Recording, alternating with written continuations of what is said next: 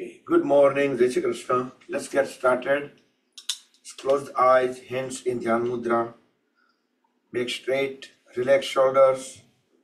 Let's chant long Omkars for 1 minute.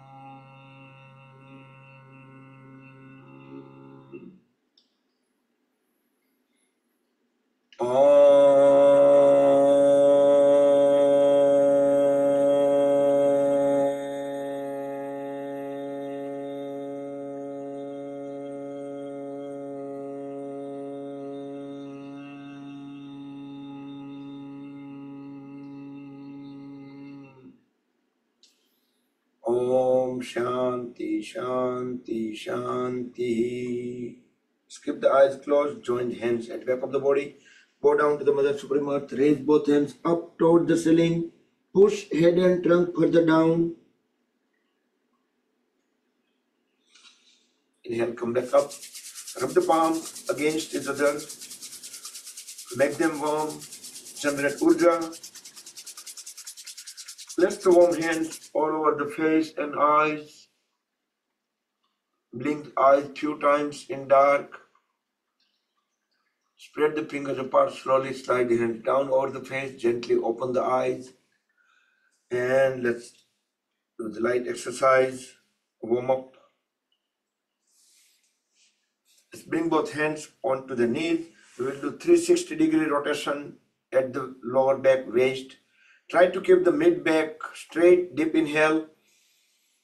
As we exhale, bend down and turn the upper body into circular fashion towards one side. Inhale, come back up onto the other side. Exhale, bend down.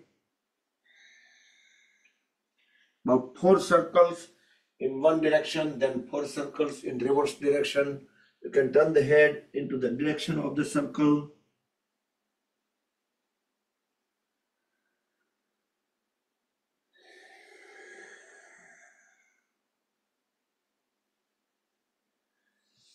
You can close the eyes, keep the awareness at the lower back and around the waist.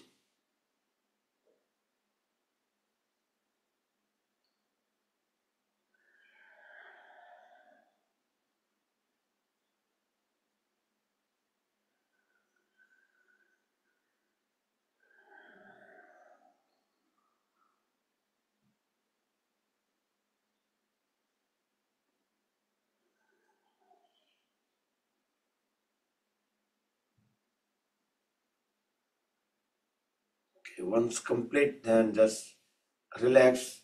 Inhale, exhale, normal. Next, we'll inhale both hands up, stretch the upper body up. Exhale, twist upper body to the one side, look back, align chin with the shoulder, keep pushing the knee forward. Inhale, back to center. Exhale to the second side. Keep trunk vertical, back straight. We are just twisting. Inhale, back to center again. One more time, both the side.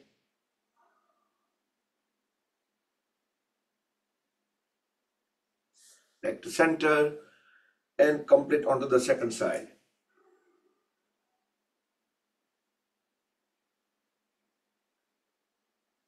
Come back and let's stand up.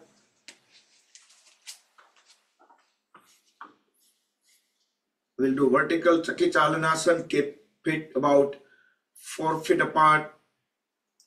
Raise both hands up. Interlock the fingers. Reverse the palms. So palms toward the ceiling. Look at back of the palms and keep staring at back of the palm during this pose. Inhale, Then turn the upper body towards one side, exhale, bend down, bring the palms at the one foot, slide it over to the other foot, inhale, come back up. Can keep awareness at the lower back, try to bend at the lower back. Second round. And complete the third round.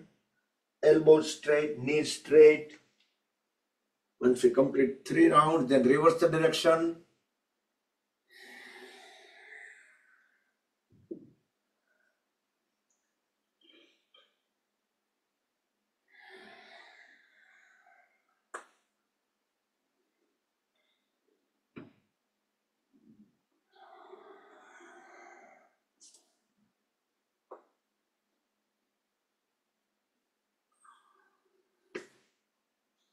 Okay, once done, then slide the feet out at the maximum. Extend both hands in the front, elbows straight, both arms parallel to each other, parallel to the floor. Deep inhale. As we exhale, turn towards one side, just the upper body, and keep following one palm all the way at the back. The other hand can bend and bring the palm onto the opposite side shoulder. Inhale, back to center. Exhale to the second side. So palms and elbows stay at the shoulder level all the time. Feel some very good twist, good stretches at the lower back. Inhale, back to center. We'll do one more time.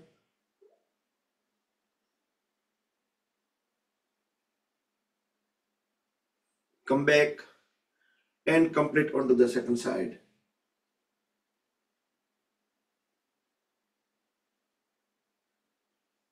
Come back, bring both hands at the lower back, thumbs on the sacrum, deep inhale, arch backward, look into the back wall.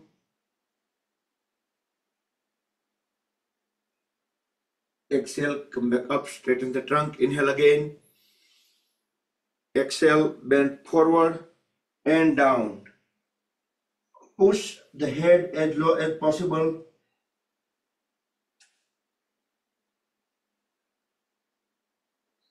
Inhale, come back, and let's move in front of the mat. We'll start the music, mantra, let's follow the beats. Roll the shoulders back and down and begin.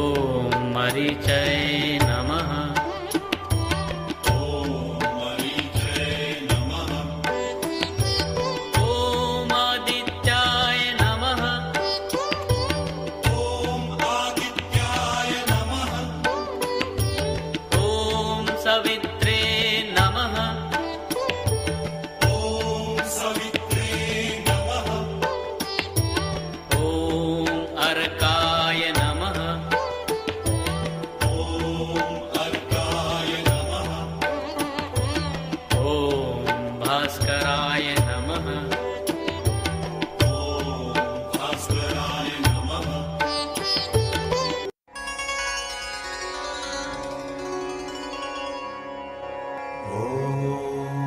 मित्राय नमः। ॐ रवये नमः। ॐ सूर्याय नमः। ॐ भानवे नमः। ॐ खगाय नमः। ॐ पूष्णे नमः। ॐ हिरण्यगर्भाय नमः।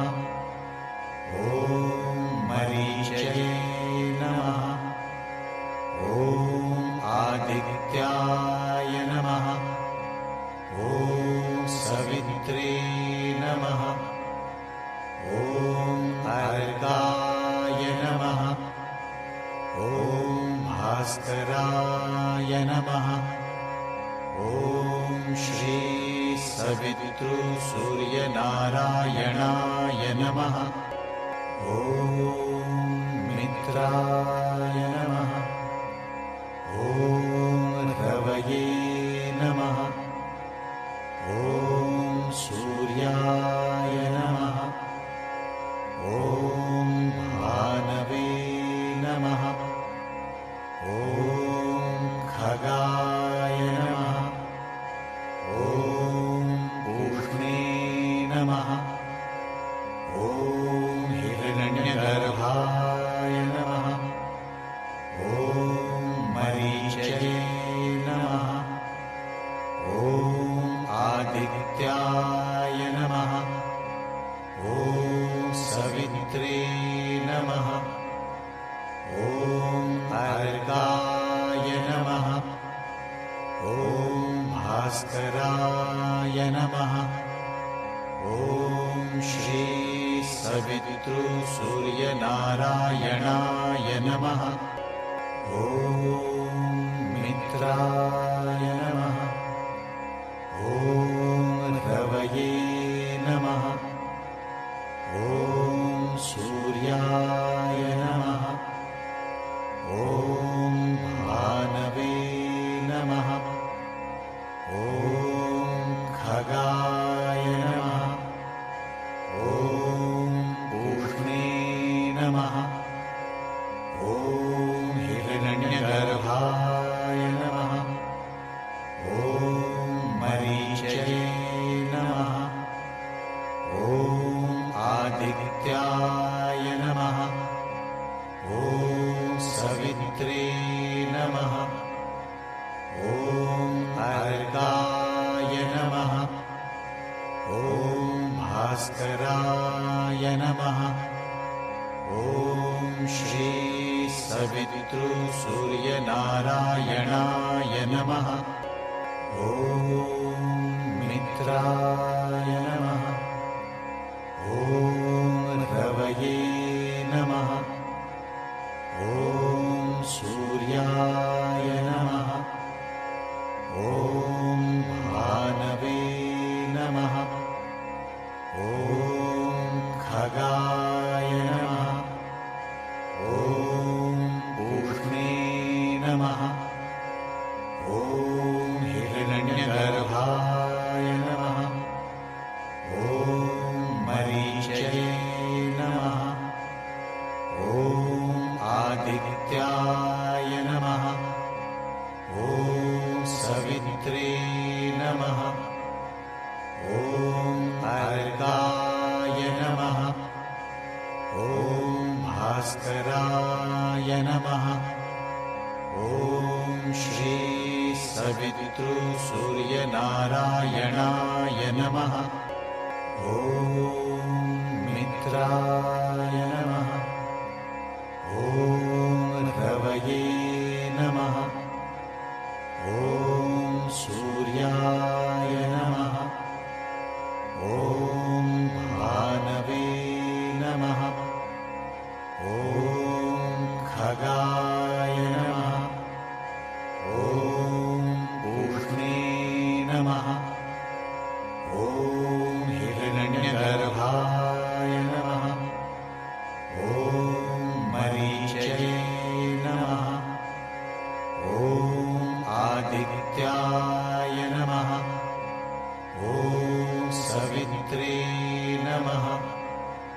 ॐ अर्काय नमः ॐ भास्कराय नमः ॐ श्री सवितृसूर्यनारायणाय नमः ॐ मित्राय नमः ॐ रवये नमः ॐ सूर्याय नमः ॐ भानवे नमः ॐ खगाय नमः ॐ पूष्णे नमः ॐ हिरण्यगर्भाय नमः ॐ मरीचये नमः ॐ आदित्याय नमः ॐ सवित्रे नमः ॐ अर्काय नमः ॐ भास्कराय नमः ॐ श्री सवितृसूर्यनारायणाय नमः ॐ मित्राय नमः ॐ रवये नमः ॐ सूर्याय नमः ॐ भानवे नमः ॐ खगाय नमः ॐ पूष्णे नमः ॐ हिरण्यगर्भाय नमः ॐ मरीचये नमः ॐ आदित्याय नमः ॐ सवित्रे नमः ॐ अर्काय नमः ॐ भास्कराय नमः ॐ श्री सवितृसूर्यनारायणाय नमः ॐ मित्राय नमः ॐ रवये नमः ॐ सूर्याय नमः ॐ भानवे नमः ॐ खगाय नमः ॐ पूष्णे नमः ॐ हिरण्यगर्भाय नमः ॐ मरीचये नमः ॐ आदित्याय नमः ॐ सवित्रे नमः ॐ अर्काय नमः ॐ भास्कराय नमः ॐ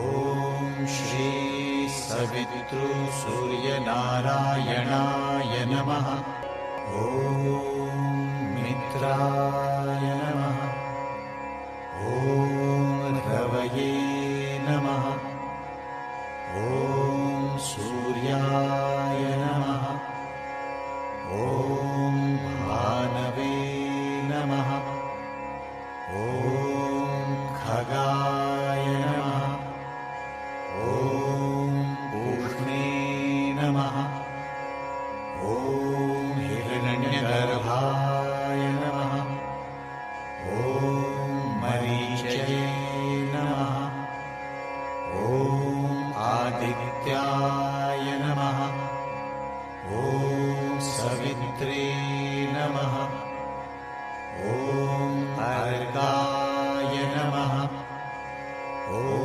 भास्कराय नमः ॐ श्री सवितृसूर्यनारायणाय नमः ॐ मित्राय नमः ॐ रवये नमः ॐ सूर्याय नमः ॐ भानवे नमः ॐ खगाय नमः ॐ पूष्णे नमः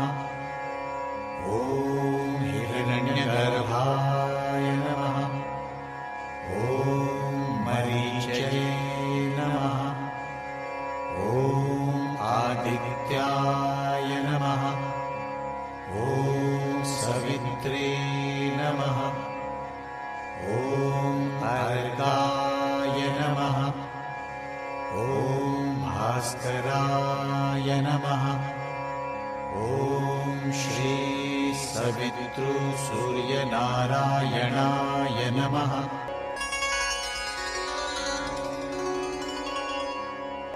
ॐ मित्राय नमः। ॐ रवये नमः। ॐ सूर्याय नमः। ॐ भानवे नमः। ॐ खगाय नमः। ॐ पूष्णे नमः। ॐ हिरण्यगर्भाय नमः। ॐ मरीचये नमः। ॐ आदित्याय नमः। ॐ सवित्रे नमः। ॐ अर्काय नमः। ॐ भास्कराय नमः। ॐ श्री सवितृसूर्यनारायणाय नमः। ॐ मित्राय नमः। ॐ रवये नमः। ॐ सूर्याय नमः। ॐ भानवे नमः। ॐ खगाय नमः। ॐ पूष्णे नमः। ॐ हिरण्यगर्भाय नमः। ॐ मरीचये नमः। ॐ आदित्याय नमः। ॐ सवित्रे नमः। ॐ अर्काय नमः। ॐ भास्कराय नमः। ॐ श्री सवितृसूर्यनारायणाय नमः। ॐ मित्राय नमः। ॐ रवये नमः। ॐ सूर्याय नमः। ॐ भानवे नमः। ॐ खगाय नमः। ॐ पूष्णे नमः। ॐ हिरण्यगर्भाय नमः। ॐ मरीचये नमः। ॐ आदित्याय नमः। ॐ सवित्रे नमः। ॐ अर्काय नमः। ॐ भास्कराय नमः। ॐ श्री सवितृसूर्यनारायणाय नमः। ॐ मित्राय नमः। ॐ रवये नमः। ॐ सूर्याय नमः। ॐ भानवे नमः। ॐ खगाय नमः। ॐ पूष्णे नमः। ॐ हिरण्यगर्भाय नमः। ॐ मरीचये नमः। ॐ आदित्याय नमः। ॐ सवित्रे नमः। ॐ अर्काय नमः। ॐ भास्कराय नमः। ॐ श्री सवितृसूर्यनारायणाय नमः। ॐ मित्राय नमः। ॐ रवये नमः। ॐ सूर्याय नमः। ॐ भानवे नमः। ॐ खगाय खगाय नमः ॐ पूष्णे नमः ॐ हिरण्यगर्भाय नमः ॐ मरीचये नमः ॐ आदित्याय नमः ॐ सवित्रे नमः ॐ अर्काय नमः ॐ भास्कराय नमः ॐ श्री सवितृसूर्यनारायणाय नमः ॐ मित्राय नमः ॐ रवये नमः ॐ सूर्याय नमः ॐ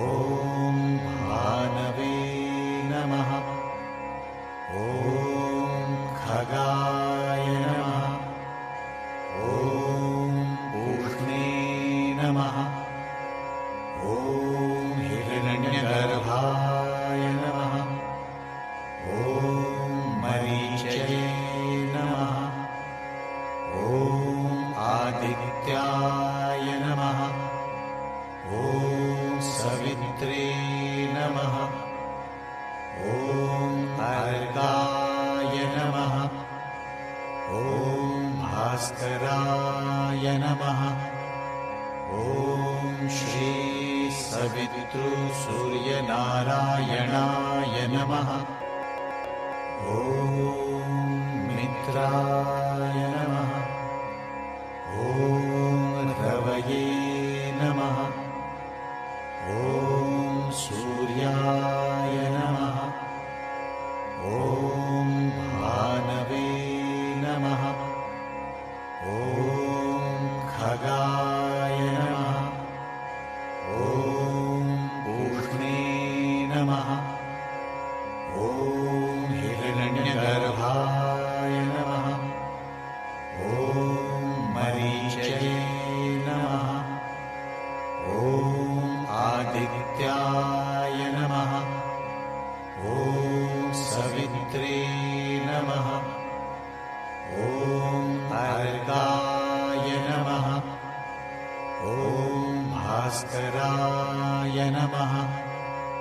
ॐ श्री सवितृसूर्यनारायणाय नमः ॐ मित्राय नमः ॐ रवये नमः ॐ सूर्याय नमः ॐ भानवे नमः ॐ खगाय नमः ॐ पूष्णे नमः ॐ हिरण्यगर्भाय नमः ॐ मरीचये नमः ॐ आदित्याय नमः ॐ सवित्रे नमः ॐ अर्काय नमः ॐ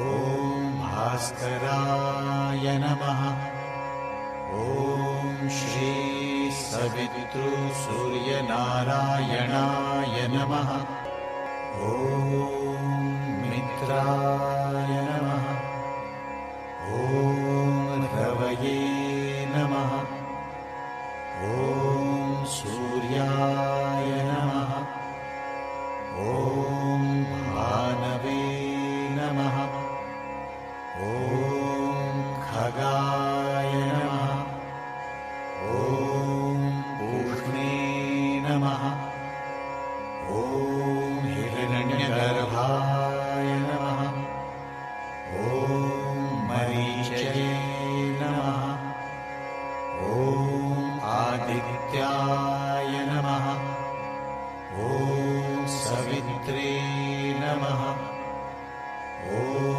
अर्काय नमः ॐ भास्कराय नमः ॐ श्री सवितृसूर्यनारायणाय नमः ॐ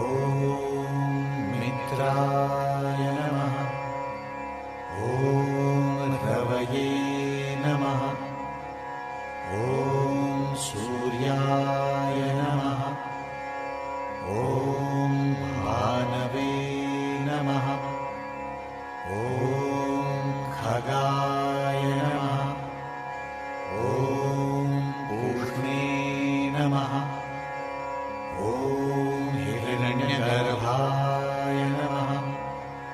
ॐ मरीचये नमः। ॐ आदित्याय नमः। ॐ सवित्रे नमः। ॐ अर्काय नमः। ॐ भास्कराय नमः। ॐ श्री सवितृसूर्यनारायणाय नमः।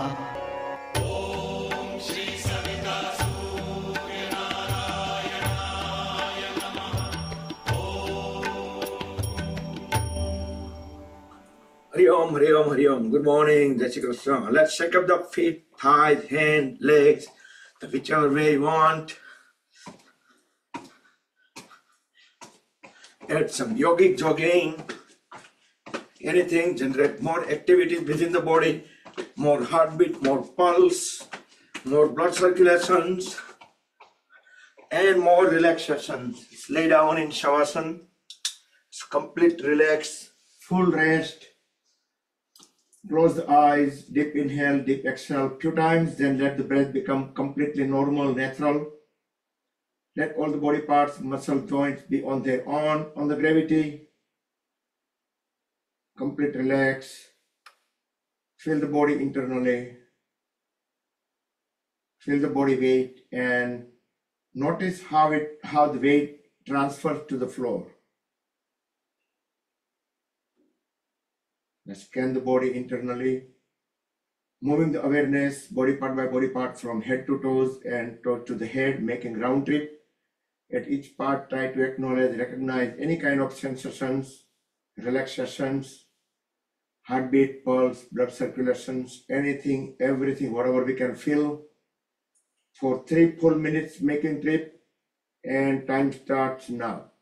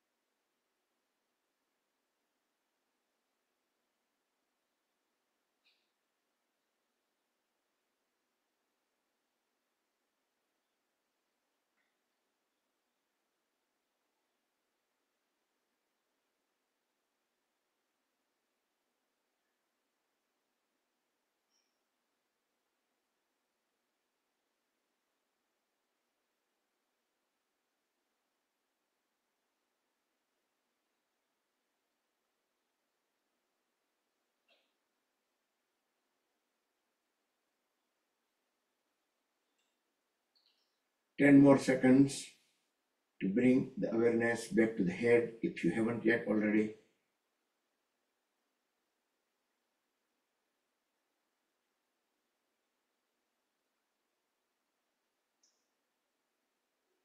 Bring feet together, wiggle the toes, squeeze and release them. Then move them onto side by side. Turn the head onto both the sides a couple of times. Then give body a big stretch. Yastikasana, stick pose. Full stretch. Push all the toes together in one direction and hands into opposite direction. Full stretch, stretch, stretch, stretch, stretch, and relax. Bring both hands sideways, palms facing down. Hold at the knees and bring the heels at the hips. Dip, inhale. As we dip, exhale, drop. Hold the knees together on the floor towards left. Turn the head towards right. Push the palms into the floor and feel some good stretches at the spine. Inhale, back to center. Exhale to the other side. Knees on the floor towards right, head towards left. Push the palms in the floor. Feel the stretches. Inhale, back to center. Now lift the feet a little bit up and try to bring the knees closer to the chest. Deep exhale. Bring the folded legs towards left. Turn the head towards right. Inhale, back to center. Exhale to the other side. Fold the legs towards right. Head towards left for a few seconds. And bring the entire upper body as well towards right. Continue with closed eyes. Inhale, exhale, normal couple of times.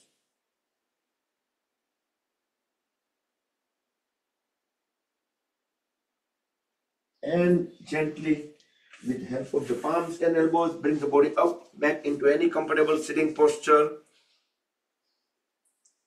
Continue with closed eyes. We will do Chandra Nadi Pranayam for a minute. Make a Vishnu Mudra on right hand, roll first two fingertips into root of thumb. Using the right thumb tip, press and hold the right nostrils. So each time breathe in on left and each time breathe out on left. Left and left only.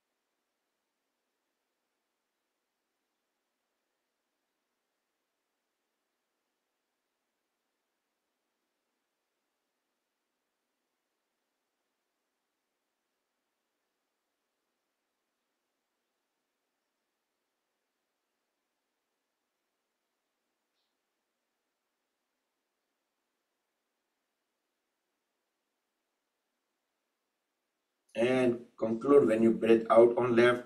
Then breathe in and out normal. Bring both hands into Dhyan Mudra. Keep the back straight. Relax shoulders. Deep inhale and we will chant one long Omkar. Feel the vibrations.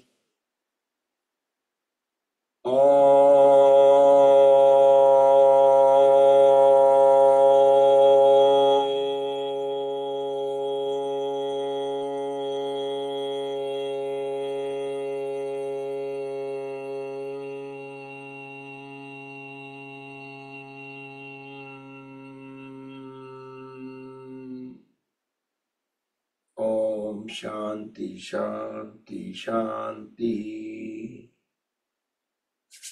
Rub the palms against each other. Make them warm. Generate Urja. Place warm hands all over the face and eyes. Move the palms over the eyes. Gently massage the eyelids. Make the cup of the palms over the eyes and blink the eyes few times in dark. Spread the fingers apart slowly, slide hands down over the face. Gently open the eyes. Rub the palms one more time.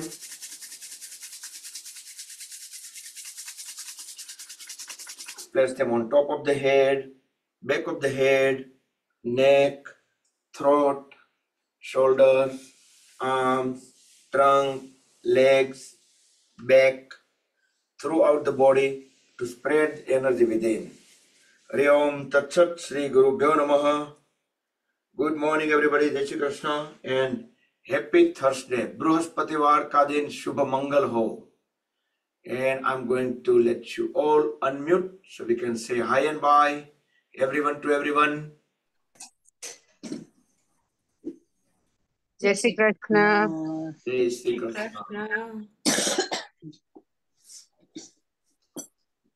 Hari Om. Good. Okay. Bye. ગુરુવાર ને જેતુ કાકા નથી